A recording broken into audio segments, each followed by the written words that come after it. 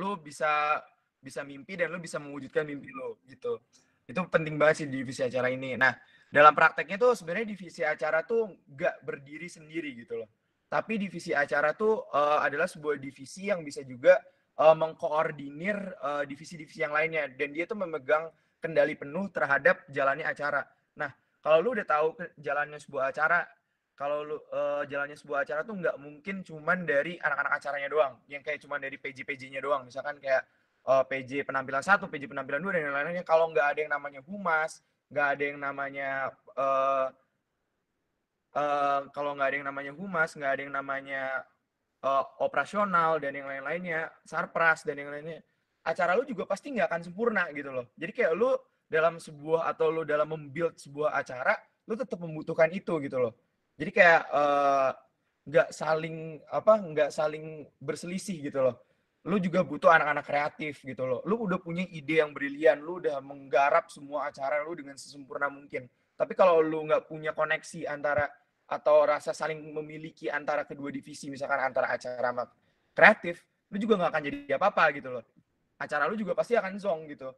Akhirnya kembali lagi ke ekspektasi realita, lu udah ekspektasi tinggi, realitanya zong. Itu sering banget terjadi di acara antara namanya itu biasa kita sebut sebagai hambatan yang bentuknya kayak miskom gitu lah ya. Nah, lanjut. Nah, sekarang nih yang gue pengen jelasin ke lu nih semuanya. Kerjaan anak acara tuh sebenarnya ngapain sih? Sebenarnya gue tuh dalam lingkup IKM FTU ini gue belum begitu paham medannya banget tentang kerjaan anak acara yang sesungguhnya tuh seperti apa. Tapi kalau misalkan gue ngebawa pemahaman gue dulu pas zaman SMA ke kuliahan, jadi sebenarnya yang gue tahu tuh anak acara tuh membantu PO, VPO, atau bisa kita juga sebut sebagai project officer sama vice project officer tuh untuk menjalankan acara yang mereka inginkan gitu loh, sesuai dengan visi misi yang project officer bawain gitu loh. Habis itu kalian juga pastinya harus mengajukan konsep-konsep yang menarik. Habis itu ada rundown, habis itu ada juklak juknis, habis itu ada uh, pasang target acara, habis itu negosiasi dan yang lain-lainnya. Itu sebenarnya imperfectly itu adalah kerjaan anak acara gitu loh. Jadi kayak lu nggak bisa memungkiri kalau acara tuh memang sebenarnya tuh sesibuk itu, dan kayak 24/7 waktu lu tuh pasti akan lu sisihin untuk kesuksesan acara lu gitu. Tapi itu balik lagi, nanti gue bakal ngejelasin slide berikutnya kenapa sih lu sebagai anak acara tuh harus begitu, dan kenapa untungnya juga buat lu tuh apa gitu loh. Jadi kayak antara impact yang bisa lu dapetin dari apa yang lu tuai itu pasti itu akan berbalik kembali ke lu nya gitu. Itu akan menjadi kepuasan sendiri kalau lu bisa ngelihat acara lu, wah gila acara gue keren banget gitu loh. Nah, tapi sebelumnya nih lu juga harus tahu kerjaan anak acara sama zaman SMA tuh beda cuy. Kalau gue boleh jujur di zaman SMA tuh gue gampang banget, karena dulu ada guru gue yang bisa selalu jadi tempat gue untuk konsultasi gitu loh. Jadi kayak misalkan kalau gue kebingungan sama tugas acara, gue konsultasi. Tapi kalau di kuliahan ini tuntutannya itu 2 kali lipatnya gitu loh. Jadi kalau zaman dulu gue SMA itu jadi tanggung jawab guru dan jadi tanggung jawab panitia acara, yaitu siswanya sendiri.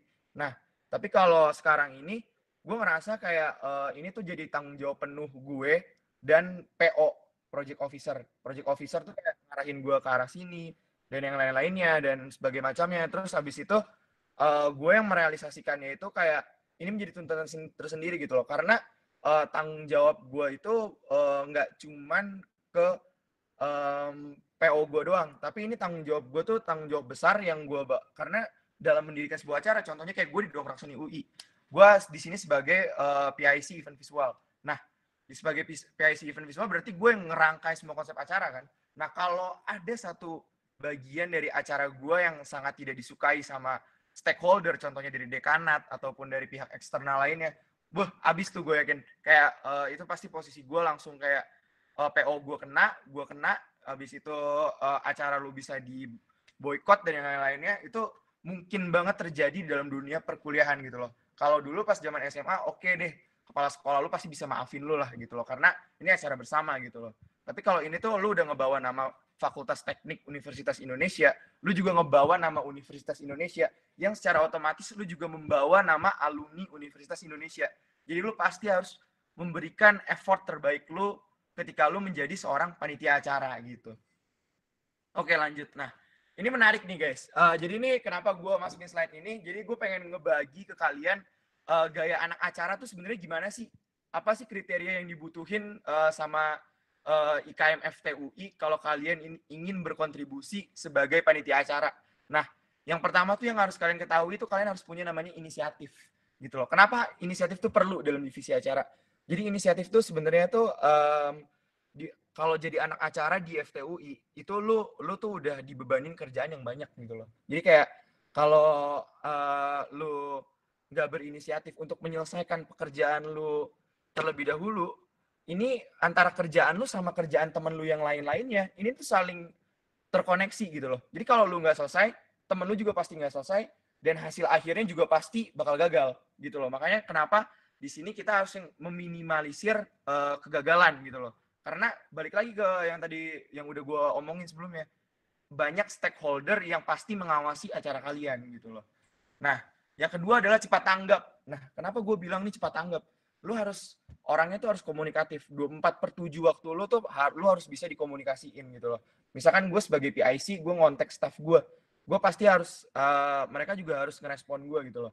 Karena kalau mereka nggak ngerespon, automatically gue sendiri yang ngerjain. Kalau gue sendiri yang ngerjain, ide gue terbatas, kreativitas gue juga terbatas.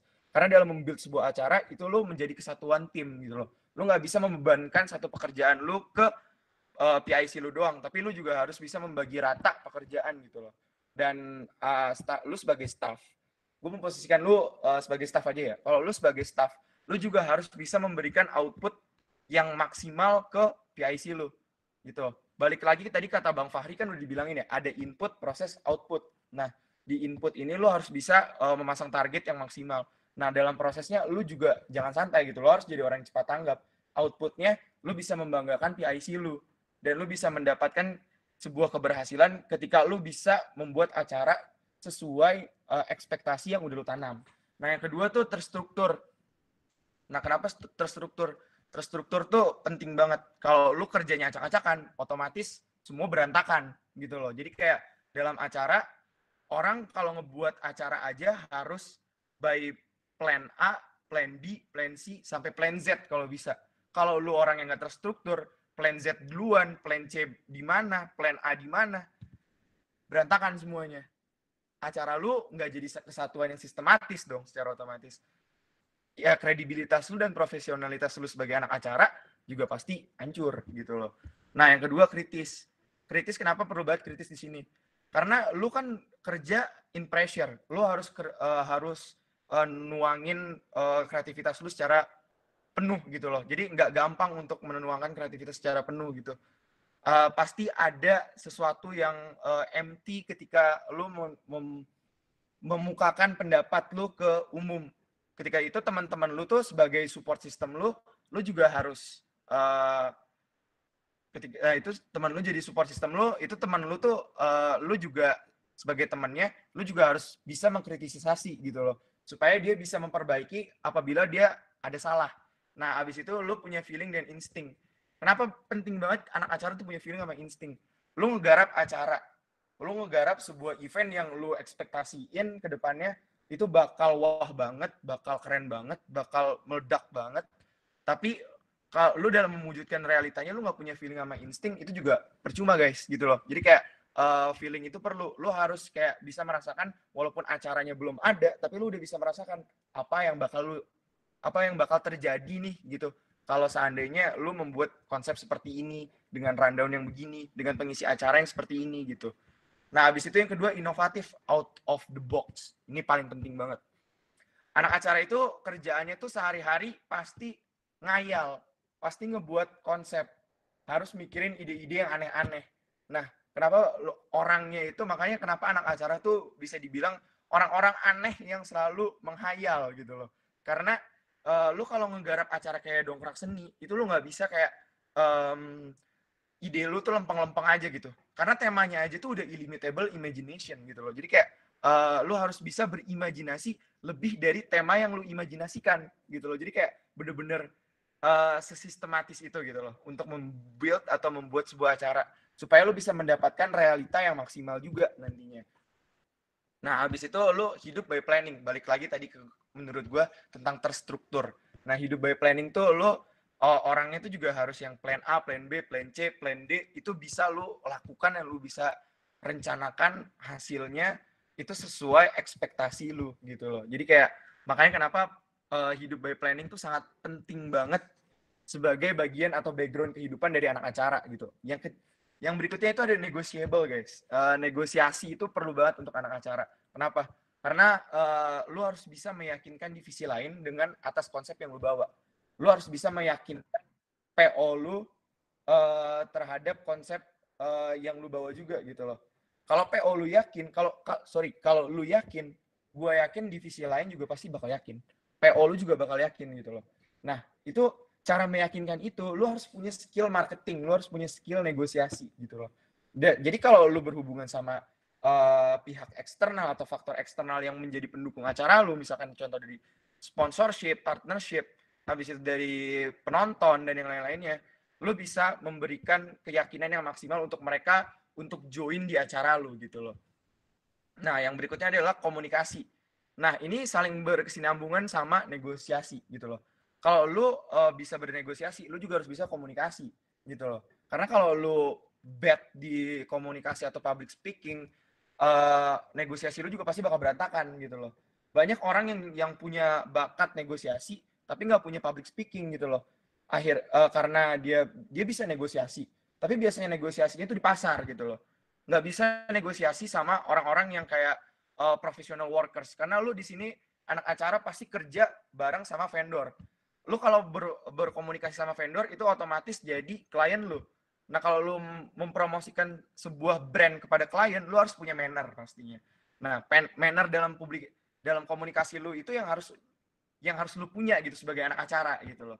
Habis itu lu harus di poin berikutnya relain ngorbanin waktu 24/7 gitu loh. Kenapa? Karena lu uh, untuk membuild sebuah acara itu nggak bisa cuma yang namanya 15 menit gitu loh. Lu bisa nge-build acara tuh bisa berbulan-bulan, bertahun-tahun bahkan gitu loh. Untuk nge-build acara yang sempurna. Asian Games ada di tahun 2018, udah direncanain dari tahun 2014. Lu bisa bayangin aja tuh panitia acaranya seberapa gilanya tuh untuk ngebuat acara itu untuk jadi yang luar biasa. Tapi begitu mereka ngebuat acara itu dan mereka ekspektasi ini tuh bakal meledak dan ternyata realitanya seperti itu akan menjadi kebanggaan tersendiri buat lu gitu loh. Lu akan merasa kayak wah gue anak acara, gue keren, gue bisa mikir sesuai apa yang gue pikirin gitu loh. Untuk mewujudkan mimpi lu tuh sesuai yang lu mimpiin itu bukan hal yang gampang gitu loh bagi gue juga. Habis itu anak acara tuh identik sama orang paling sibuk seantero kepanitiaan. Jadi kayak wajar kenapa bisa dibilang paling sibuk seantero kepanitiaan nih? Karena anak acara tuh yang nge-manage seluruh panitia gitu loh. Jadi kalau misalkan humas tugasnya ini doang, habis itu tugasnya anak sarpras begini doang, anak acara tuh bisa mikirin tugasnya humas, bisa mikirin tugasnya sarpras, bisa mikirin tugasnya sponsor dan yang lain-lainnya gitu loh. Nah, kenapa di poin terakhir ini yang paling penting banget? Anak acara tuh gue paling suka kalau ngerekrut anak acara yang paling ketawa ketiwi gitu loh. Soalnya lu udah kerjain pressure, lu pusing, lu capek, lu pasti banyak ngeluh kayak kata Bang Fahri tadi, udah nge-spend waktu lu, udah ngorbanin akademis, habis itu kayak lu balik lagi serius ketika lu rapat. Gue gak banget deh kalau kayak gitu, ntar kreativitas lu bakal hancur banget gitu loh. Makanya kenapa lu di sini perlu namanya tim yang bisa ketawa ketiwi gitu. Tapi ada sisi di mana kita serius gitu loh. Itu yang paling penting banget sih yang menurut gue harus ada di diri seorang anak acara gitu loh. Next. Nah, ini 3 poin yang selalu gue pegang ketika gue membuild sebuah acara. Ini bisa dibilang juga sebagai naluri anak acara sih gitu loh. Jadi kenapa ini tuh penting banget dalam lu mendaftar dalam sebuah kepanitiaan di IKM FTUI itu nggak sembarangan gitu loh. Lu ngedaftar isi Google Form, abis itu lu asal masuk, abis itu karena lu mikir wah ini acara keren gitu loh, panitia yang kayak bisa memanage semuanya gitu loh, panitia yang bisa ketemu gestar yang keren-keren, abis itu panitia yang bisa nampangin muka di FT, bisa panjat, bisa segala macam. nggak kayak gitu loh. Nah ini tuh abis itu tapi dalam prosesnya lu tuh jadi orang yang kayak swing mood, ogah-ogahan, dan lu punya alasan kayak gue kan akademis, gue besok kuis, besok gue ini, besok gue ini. Alasan lu segunung gitu loh. Makanya lu harus mirroring lagi nih tentang diri lu. Lu tuh seorang yang seperti apa sih gitu loh. Nah, gue ini tipe orang yang punya interest di bidang akademis. Bisa gue bilang seperti itu. Gue sangat interest sekali sama metallurgy and materials engineering. Itu jurusan gue gitu loh. Gue masuk FT tujuan gue untuk kuliah, untuk ngebanggain orang tua gue. Ya nggak sih? Itu semua orang pasti mikir gitu. Pasti maba semuanya. Gue pengen gue lulus cum laude, gue pengen gue pinter, gue pengen IPK gue segini gitu. Nah itu interest lo. Lo boleh punya interest. Tapi kalau lo ngikutin passion, tapi di poin berikutnya ada passion. Kalau passion lo ngikutin interest lo juga pasti bakal jenuh banget cuy di teknik. Lo udah kerjaannya nugas mulu, mikir, ngedengerin dosen, apalagi gue PI ngedengerin dosen pakai bahasa Inggris, capek banget kan. Nah, lo harus punya yang namanya passion, di mana lo bisa menuangkan kreativitas lo yang ada di sisi lain gitu loh. Yang kayak lu dalam akademis lu nggak bisa ngedapetin itu gitu loh. Misalkan contoh passion gue baru menyadari passion gue sebenarnya belakangan ini ternyata di art gitu loh. Gue suka banget art gitu loh. Terutama dari segi pementasan art gitu. Misalkan makanya kenapa gue ditunjuk sama temen gue, ya udah lu jadi PIC Dongsen aja gitu. Soalnya gue butuh nih orang-orang yang bisa berhayal kayak lu, tapi dari segi artnya nih dapat gitu loh. Akhirnya gue punya passion gue adalah di seni gitu loh. Gue bukan orang olahraga, gue jadi nggak bisa join di panitiaan kayak model todung. Itu menurut gue tuh skala olahraganya tuh harus yang atletis parah. Jadi itu bukan gue banget. Ini juga penting banget dalam lu memilih kepanitiaan di FTUI gitu loh. Lu tuh passion lu di mana dulu gitu. Kalau passion lu di sosial, misalkan di social education, lu pilih panitia TOH contohnya. Kayak gue di seni, gue milih Dongsen. Abis itu lu suka yang berkompetisi, passion lu berkompetisi, lu pilih Arjuna gitu. Nah, abis itu yang berikutnya hobi. Nah, kalau lu udah punya passion di art, lu harus tahu hobi lu apa untuk mewujudkan art lu ini. Gue orang yang suka fotografi. Gue suka datang nontonin konser. Gue suka dengerin musik-musik indie. Nah, cara otomatis gue harus merealisasikan seni gue ini dengan cara gue misalkan gue foto, abis itu gue dapetin hasilnya, ntar gue dari foto-foto gue combine, gue ngedapetin sebuah ide yang aneh-aneh. Ntar kayak misalkan kayak gue foto Gunung Merapi, gue pengen abis itu besoknya gue foto Danau Maninjau. Nah, abis itu gue combine, wah ini keren banget nih kalau menjadi suatu tema acara. Kayak di Gunung Merapi ini ada apa ya? Kayak gue bisa mikir kalau Gunung Merapi itu ternyata punya cerita awalnya begini. Abis itu Danau Maninjau cerita awalnya begini, gue combine, gue jadiin tema acara. Nah, itu penting banget gitu loh. Kenapa naluri anak acara tuh harus berjalan berkesinambungan gitu loh. Jadi antara interest, passion, hobi itu punya line yang menghubungkan satu sama lain gitu loh. Jadi kayak lu bisa berkontribusi di passion lu bisa berkontribusi di interest lu, dan lu bisa mengembangkan hobi lu semaksimal mungkin gitu. Lanjut next. Ya, oke, ini adalah posisi anak acara. Banyak orang jadi panitia acara nggak sadar. Gue ini sebenarnya posisinya di mana sih kayak gitu. Kayak gue asal daftar aja anak acara gitu. Karena gue tahu acara ya beginilah kerjaannya gitu. Habis itu bikin rundown, bikin segala macam dan lain-lainnya. Anak acara tuh balik lagi tadi menurut gue gayanya itu harus bisa berkomunikasi. Lu harus bisa punya skill public speaking gitu loh. Nah, untuk apa public speaking itu? Tadi balik lagi kan gue, menurut kata gue, untuk meyakinkan panitia-panitia yang lainnya. Panitia yang lain tuh apa aja sih yang harus diyakinin sama anak acara, yang harus di-manage sama anak acara? Ada humas, ada kreatif, ada ops. Kenapa humas? Humas pasti perlu banget anak acara untuk mempromosikan, membranding acara yang lu buat nih kayak gimana. Nggak mungkin kan humas mikirin juga kayak acaranya begini, habis itu desainnya kayak gini, itu nggak mungkin.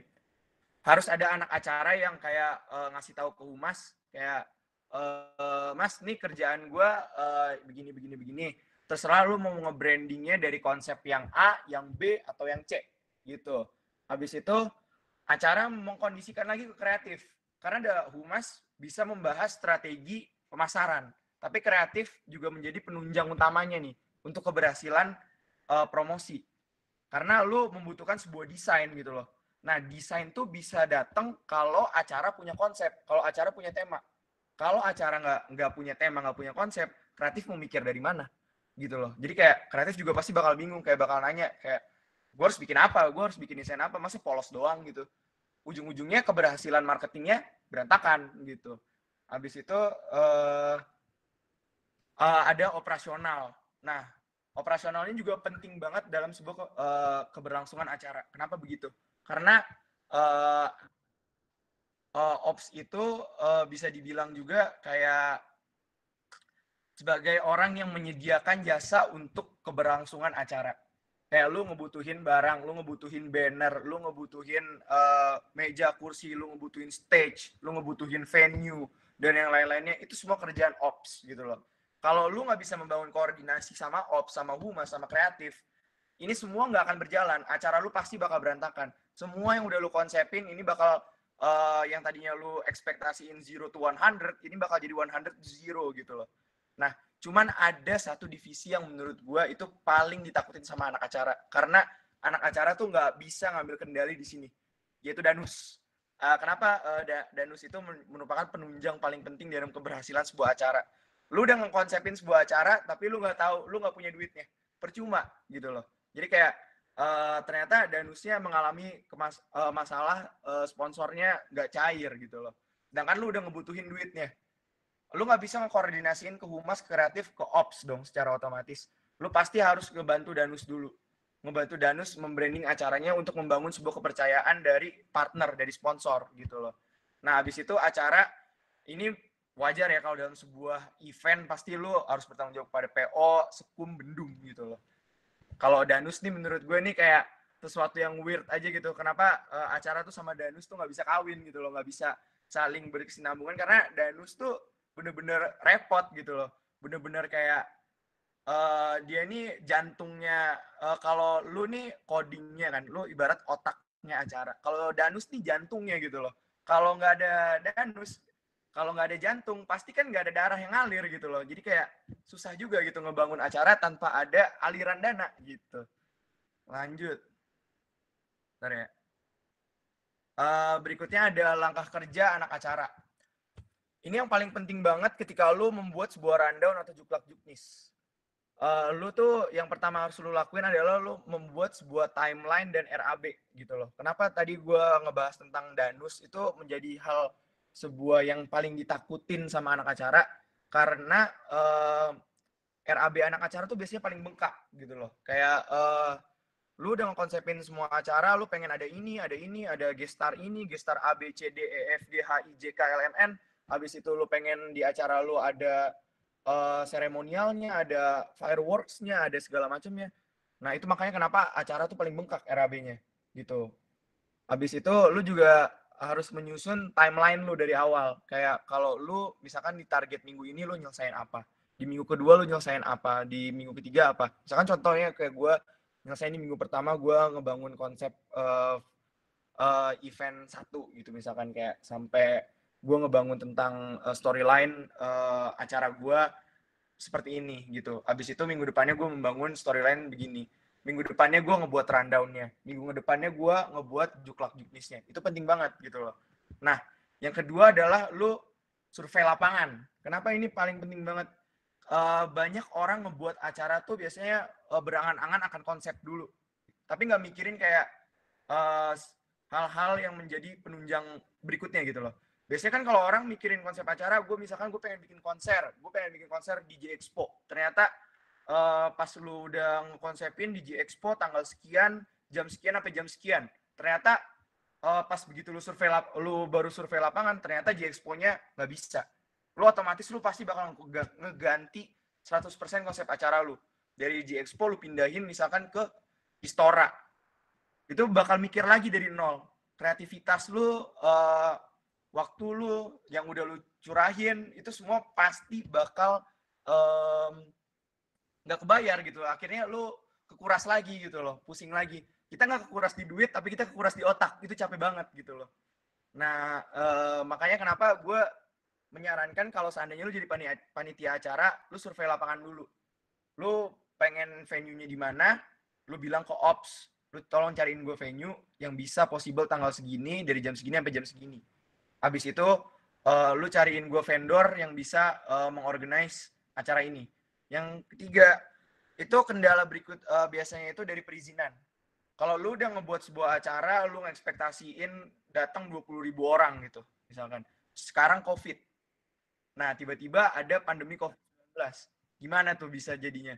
Pasti lu secara otomatis lu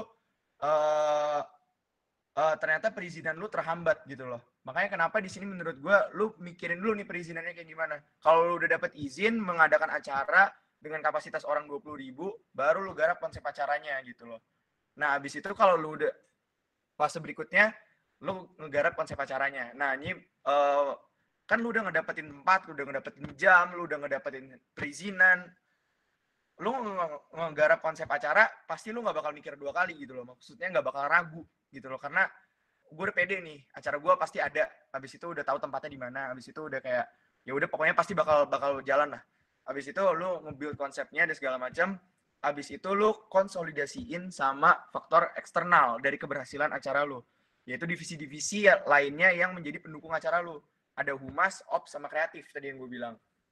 Nah, humas tuh ada apa aja sih? Humas tuh ada public relation misalnya. Ada public relation, ada human resource, ada public service, ada R&D kalau nggak salah, research and development, untuk mengetahui keinginan dari masyarakat nih, pengennya acara lu nih kayak gimana gitu loh. Makanya lu harus bisa membangun sebuah branding ke anak humas gitu loh, supaya mereka juga bisa mempromosikan acara lu sesuai target yang udah lu tanam. Misalkan lu targetnya adalah 20.000 penonton, habis itu kesuksesannya misalkan sampai dilirik sama international media gitu loh. Ya lu harus bisa mengkondisikan konsep lu dengan konsolidasi yang lu sampein ke divisi-divisi pendukungnya gitu loh. Nah, habis itu lu baru set up target atau sasaran gitu loh.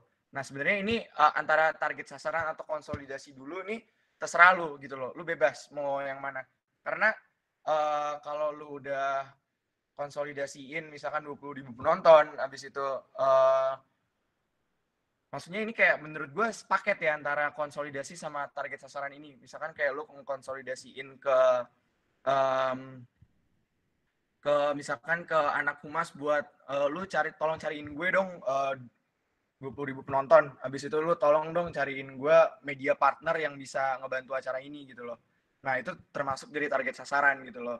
Nah, habis itu kalau misalkan ternyata dalam prosesnya si humas ini tidak mendapatkan output yang semestinya, yang sesuai rancangan lu balik lagi, lu evaluasi lagi konsep acara gue nih sebenarnya ada miss di mana ya gitu loh. Abis itu lu bahas lagi sama tim lu build lagi, lu cari kesalahannya, lu bangun lagi sebuah kepercayaan atau sebuah branding acara lagi, lu sampein lagi ke humas. Lu bilang ke humas, nih acaranya kayak gini, lu juga bilang ke kreatif, tolong desainnya dibuat semenarik mungkin. Tolong humas promosinya nggak cuma di IG atau di Twitter doang, tapi lu bisa promosi di IG, Twitter, detik.com, habis itu Kumparan, habis itu semuanya kalau ini lagi bikin acara loh gitu loh. Jadi kayak itu juga penting banget gitu loh untuk menjadi sebuah branding acara. Oke, lanjut. Ini beberapa gangguan atau hambatan anak acara. Ada dari sumber daya manusia, dari finansial, dari ketercapaian dengan waktu, sarana prasarana, perizinan, pihak eksternal, kesalahan teknis, dan force major biasanya. Habis itu lanjut. Nah, gue pengen ngasih insight aja nih buat lo semua. Kalau lo ngerasa kayak mungkin gak sih gue berkontribusi di dalam IKM FTUI, karena sekarang ini kan lagi COVID nih. Buktinya gue sejauh ini masih menjalankan acara gue Dongkrak Seni UI, dan ada beberapa acara lain juga yang di FTUI itu masih berjalan. Contohnya ada Todung, Teknik Open House, Aksioma, Arjuna Teknik, acara IMD dan acara IMPI juga masih tetap berjalan. Jadi kalau menurut gue sebenarnya masih mungkin aja masih mungkin banget membuat sebuah acara di dalam COVID-19 gitu loh. Di bawah ranah COVID-19, di era COVID-19 ini gitu loh. Jadi kayak contohnya dongkrak seni yang biasanya awalnya konsernya online, habis itu kayak kemarin kita ngebuat imaginary konser yang bentuknya offline gitu. Jadi kayak harus ada terobosan-terobosan baru dari anak acara untuk memikirkan konsep-konsep di dalam masa pandemi ini gitu loh. Oke, sekian dari gue untuk pemaparan tentang divisi acara. Kayaknya gue balikin lagi ke Raja kali ya, Ja. Ya, oke. Terima kasih atas presentasinya, Raf. Sebelumnya suara gue masih kedengeran kan? Masih. Oke. Nah, sekarang gue mau buka nih sesi tanya jawab. Nah, di sini dibuka per sesinya itu 3 pertanyaan. Nah, untuk yang ingin bertanya bisa ketik di kolom chat, ketik tanya ya. Silakan yang mau bertanya, ketik tanya.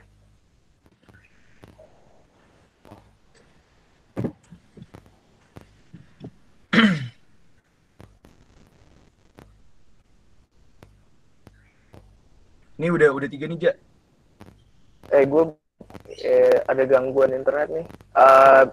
Siapa aja ya? Ada Rifki Anas, Salma Dewi, Tiffany Natasha, Makansa Rehana. Oke, yang pertama itu dulu deh. Yang pertama tadi. Yang pertama nih ini nih gua kasih ke ini deh, Rifki Anas. Oke, Rifki Anas, silakan bertanya. Oke, Assalamualaikum warahmatullahi wabarakatuh. Kenalin, gue Rifki Anas Albasyari dari Departemen Teknik Elektro IKM Muda FTUI 2020. Saya ingin tanya, Kak. Berangkat dari pengalaman dari SMA, namanya anak acara gitu kan, kita koordinir dari banyak orang tuh kan, Kak, dari banyak SDM-nya. Nah, pasti kan ada namanya orang tuh kan ada ciri khas kayak sifatnya namanya egois kah atau pengen bener-bener itu terlaksana kah? Namanya ide kan kita juga banyak kan, Kak. Nah, itu ada banyak orang yang memang kayak memaksakan pendapat. Nah, itu biasanya tips-tipsnya gimana sih, Kak, buat orang ngadepin orang kayak gitu, buat ngeyakinin orang kayak gitu itu gimana tuh, Kak? Karena berangkat dari pengalaman banyak orang yang kayak gitu. Gitu aja, Kak. Makasih, Kak. Mungkin langsung jawab apa gimana nih, Ja? Langsung jawab aja kali ya? Langsung jawab aja. Kalau dari gue sendiri, kalau berdasarkan pengalaman gue selalu nemuin orang kayak gitu. Maksudnya kayak lu dalam sebuah tim, lu pasti nggak bisa kayak berpegangan teguh sama satu pendapat orang doang gitu loh. Tapi kalau biasanya kalau gue menghadapi cara seperti ini tuh, gue tanyain dulu, ide lu kayak gimana? Ide lu kayak gimana? Gue tanyain kayak ide si A gimana, ide si B kayak gimana, ide si C kayak gimana. Gue pengen semua ide mereka tuh gue tampung. Abis gue tampung, gue combine semua ide mereka. Nah, biasanya dari gue nge-combine itu, gue bisa ngedapetin sesuatu output yang aneh-aneh gitu loh. Dan itu bahkan menurut gue meledak gitu loh kalau gue implementasiin atau gue representasiin ketika gue membuat acara ini gitu loh. Jadi meminimalisir perbedaan pendapat tuh sebenarnya tuh ya balik lagi ke PIC lu gitu loh, penanggung jawabnya. Bisa nggak dia mengkoordinir ide-ide ini supaya ide si A tuh dapat, ide si B juga dapat, ide si C juga dapat. Jadi kayak nggak ada yang merasa tersakiti di sini gitu. Mungkin begitu. Menjawab atau enggak, Rifki? Boleh, ya. Bisa. Oke, lanjut ya. Makasih, Kak. Ya, ke Salma Dewi. Oke. Assalamualaikum, selamat siang semuanya. Perkenalkan, nama saya Salma Dewi Taufikoh dari Departemen Teknik Elektro, anggota muda IKM FTUI 2020. Mohon maaf, ini suara saya terdengar kan ya? Kedengaran. Oke, sebelumnya terima kasih atas kesempatannya. Saya juga mau ngucapin buat Kak Raffi atas pemaparan materinya yang cukup menarik dan bermanfaat. Di sini ada 2 pertanyaan yang ingin saya tanyakan terkait dengan kalau kita mau mau join sebuah kepanitiaan khususnya di divisi acara ini Kak, kayak ada nggak sih kayak kepanitiaan khususnya di divisi acara yang bisa gitu langsung kita ikutin sebagai maba gitu Kak? Dan kalau misalnya kita kayak mau join gitu, caranya tuh seperti apa gitu Kak? Terima kasih. Sebenarnya ini kalau untuk join di divisi acara misalkan atau kalian ingin berkontribusi di dalam IKM FTUI dalam waktu dekat ini kalian sebagai maba, sebenarnya bisa banget. Dulu gue tuh pernah berniat untuk join ke Dongkrak Seni tahun sebelumnya sama TOH tahun sebelumnya. Tapi biasanya itu lu nggak bisa langsung jadi staff. Jadi kalau di dalam tingkatan panitia itu biasanya ada PO, ada BPH, ada PIC, ada staff. Nah, biasanya kalau lu sebagai maba awal-awal, lu biasanya jadi volunteer dulu. Nah, untuk lu bisa menjadi volunteer ini, lu harus bisa mendapatkan status IKM aktif lu dulu. Baru habis itu lu bisa join jadi volunteer gitu. Nah, biasanya kalau orang yang udah awalnya jadi volunteer di teknik, itu udah pasti otomatis lu kalau misalkan nanti teman lu nyalonin jadi PO atau jadi apa dan segala macam, itu pasti lu bakal ketarik deh, bakal kerja mati deh pokoknya lu pasti ditunjuk terus tuh sama teman lu gitu. Menjawab ya Salma? Oke, iya menjawab Kak, terima kasih Kak. Raja, mana Raja? Lanjut, ini yang pertanyaan ketiga. Pertanyaan ketiga. Sorry tadi sinyal gue ada mati tadi wifi-nya. Ya, lanjut ke pertanyaan ketiga dari Kansa ya? Tiffany dulu, Tiffany. Oh, boleh. Silakan.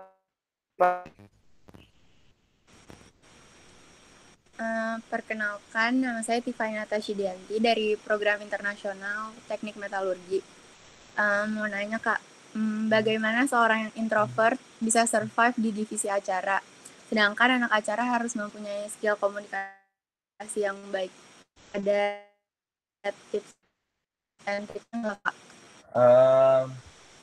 Oke, kalau buat anak introvert join ke divisi acara, sebenarnya anak introvert kalau join, jujur aja ya, gue dulu awal-awal gue juga pas masuk teknik, gue tuh bisa dibilang 60% introvert, 40% extrovert. Nah, tapi itu tuh sebenarnya awal-awal ketika lu masuk ke divisi acara. Anak introvert tuh butuh pendekatan tersendiri untuk lo bisa nyaman sama lingkungan baru lo. Misalkan gue ambil contoh, gue di Dongsen, gue tuh awal-awal gue masuk awkward banget, mana online lagi.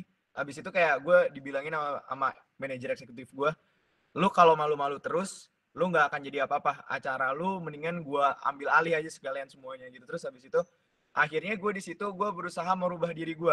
Gue jadi kayak sosokan ngelawak, gue jadi kayak awal-awal yang kayak jadi introvert, gue jadi kayak orang yang aneh-aneh. Habis itu kayak ya di situ gue jadi mulai talkative gitu lah. Gue jadi kayak mulai belajar publikasi dan segala macam. Nah, ini makanya kenapa penting banget lu tuh ngikutin divisi lain, jangan cuma acara doang. Kayak lu contoh lu gabung ke Humas, misalkan gue TOH, gue LO. Di situ gue belajar skill-skill public speaking kayak gimana. Gue tuh untuk merubah diri gue tuh bener-bener kayak semaksimal mungkin itu. Kayak gue ikut divisi ini, gue belajar, ada pencerdasannya, ada segala macamnya.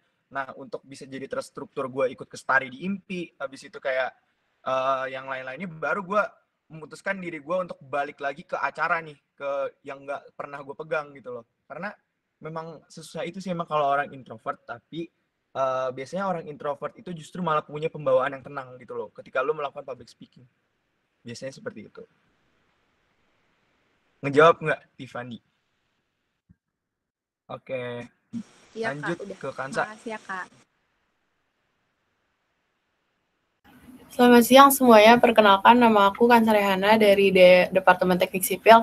Kak, aku mau nanya, kan sering banget tuh problem-problem anak acara tuh biasanya pas hari H tuh miskomunikasi, entah sama humas, entah sama operasional, karena acara memegang banyak, yang tadi seperti Kak Raffi bilang, juga ngekoordinir seksi lain ya. Yeah. Itu gimana caranya buat meminimalisir, karena pasti miskom itu ada di beberapa acara, cuman kayak misalkan udah ada rapat besar juga, kayak udah diomongin kayak sebelum hari H tuh kayak udah ini udah fix mantep nih, tapi pas hari H ada aja miskomunikasi. Nah itu gimana sih Kak? Kayak kalau bisa miskomunikasi itu nggak ada sama sekali. Makasih Kak. Oke. Jadi sebenarnya kalau dalam membuat acara, lu bener banget sebelum ini pertanyaan yang menarik. Karena miskomunikasi itu dalam hari H itu pasti yang paling banyak gitu loh dibandingin praproduksi. Gue pernah menggarap acara, gue udah ngebangun technical meeting, contohnya di Imaginary Konser kemarin, gue udah ngebangun technical meeting sama semua divisi. Gue bilang kayak bla bla bla bla bla konsepnya kayak gini, masih aja mereka dongo juga gitu. Maksudnya kayak masih mereka juga nggak ngerti kayak gue harus gimana nih gitu. Terus habis itu kayak akhirnya gue ngasih pemahaman lagi technical meeting kedua. Pas hari H ternyata mereka juga bingung juga. Jadi kayak ternyata gue belajar lagi dari kesalahan. Apa sih kira-kira yang belum gue tanemin nih ke mereka nih supaya mereka nih ngerti. Ternyata gue belum ngebuat juklak juknis yang jelas gitu. Jadi kalau menurut gue, kalau lu nggak bisa pemberian materi secara komunikasi, lu kasih secara tulisan. Semua orang pasti bisa baca, pasti bisa ngerti. Kalau lu nggak ngerti dosen lu ngomong apa, pasti lu baca lagi kan buku. Nah, makanya kenapa menurut gue juklak juknis tuh perlu banget. Kayak lu tulis dari A sampai Z, misalkan masuk ke bumper opening, jalan, masuk dari kanan, keluarnya dari kiri. Itu harus sedetail itu kalau lu ngebuat juklak juknis. Nah, kalau mereka masih miskom juga, nah cara satu-satunya yang paling mudah dalam membangun komunikasi, lu mungkin kalau dari pengalaman gue pribadi, lu bisa nggunain kayak platform kayak model Discord atau lu call orangnya langsung gitu. Jadi kayak begitu ada miskom yang belum terjadi, maksudnya kalau seandainya udah terjadi miskom, lu cepet-cepet nyari backup plan-nya, lu langsung hubungin orangnya. Lu bilang ke dia kayak backupnya kayak gini ya, bla bla bla. Jadi kayak abis itu tolong dikondisikan supaya tidak gagal gitu. Nah itu yang paling penting sih kalau menurut gua. Jadi komunikasi itu sebenarnya bisa dijalin dengan berbagai macam cara. Either itu di hari H ataupun sebelum atau praproduksi gitu. Lanjut. Oke Kak, makasih. Ya, jawab ya. Oh ya, ini dibuka sesi tanya jawab terakhir ya untuk satu orang penyanyi. Rian Daniel. Karena udah limit waktu juga. Rian Daniel Asatama. Baik Kak, perkenalkan nama saya Rian Daniel Asatama Sibagaliang dari Departemen Teknik Elektro 2020, IKM Muda FTW 2020. Izin tanya Kak, saya waktu SMA itu pernah juga menjadi seksi acara dalam sebuah acara lah gitu Kak. Nah lalu kalau menjadi seksi acara itu saya yakin bahwa pasti ada rapat utamanya, habis itu ada kegiatan juga habis itu selain dari rapat utama pasti ada juga rapat yang kayak memang untuk anak-anak seksi acara aja Kak. Nah selain itu kan saya yakin seksi acara itu pasti sibuk. Nah di masa perkuliahan ini kan saya yakin Kak, misalnya contoh ada yang dari fakultas teknik yang lain, saya ada dari teknik elektro, yang satunya lagi nih saya dari teknik industri misal Kak. Nah itu kan jadwalnya kan beda-beda Kak, dan juga pasti mempunyai kesibukan yang beda waktu juga Kak. Nah Kakak gimana caranya untuk bisa menyelenggarakan rapat atau untuk menyampaikan ide-ide tapi dengan waktu yang kayak seperti itu Kak, misalnya gitu Kak. Nah, ini juga menarik banget. Jadi kalau medan kepanitiaan di FT tuh beda banget pas gue zaman SMA. Kalau SMA, gue masuk jam 7, pulang jam setengah 4, otomatis setelah itu gue rapat, itu bisa. Tapi kalau sekarang gue di FT beda. Gue di FT kadang gue kelas jam 10, abis itu misalkan teman gue yang dari teknik mesin masuk jam 7, kelar duluan jam 8, sedangkan teman gue yang arts itu satu harian full. Dan mereka bener-bener kayak nggak bisa rapat sama sekali, sedangkan besok udah acara. Nah, sebenarnya ini yang rada bikin gondok banget. Tapi biasanya tuh lu kesel-keselan dalam sebuah acara tuh biasanya wajar. Nah, kebetulan gue dari PI. PI itu jurusannya banyak, jadwalnya beda-beda. Kalau mau bikin rapat juga pasti ada aja yang kayak bilang besok gue studio, besok gue quiz, besok gue ada PKM workshop, besok gue ada ini. Nah, cara yang paling enak untuk lo jalanin itu adalah lu buat sepakat sama mereka. Makanya kenapa menurut gue panitia acara di FT itu yang harus bisa ngorbanin waktunya 24/7.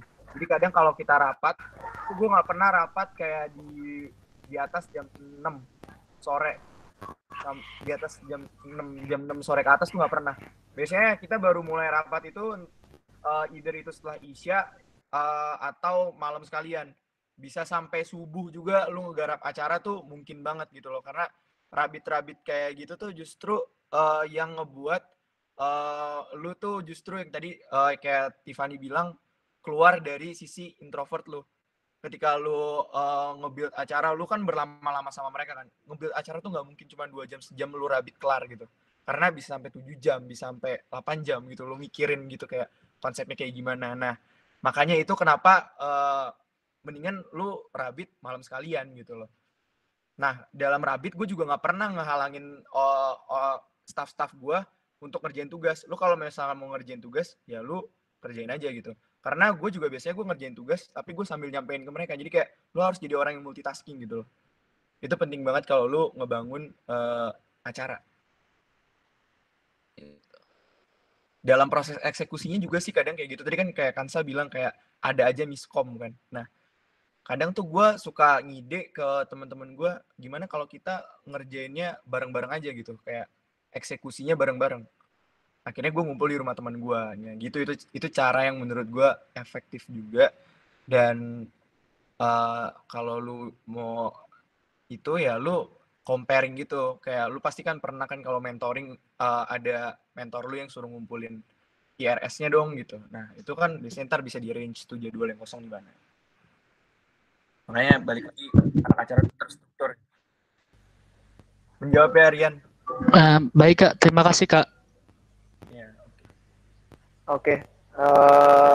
Karena waktunya sudah habis, kalau misalnya emang masih ada yang masih mau nanya-nanya soal divisi acara ini atau divisi yang lain, itu bisa tanya ke narah hubung yang udah gue kirim di chat ya.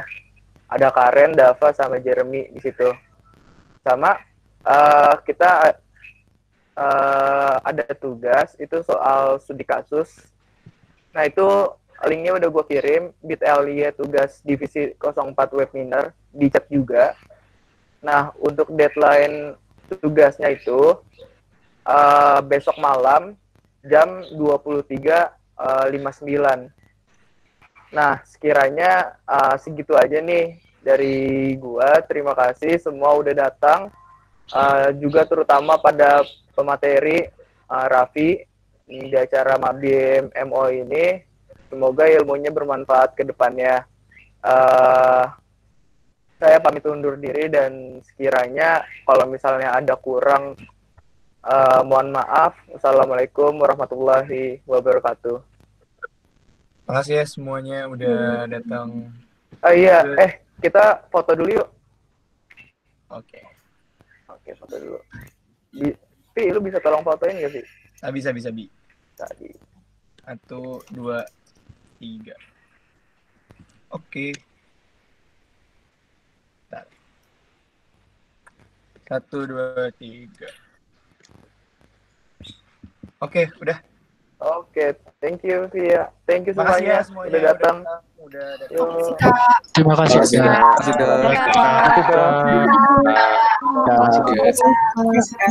Terima kasih.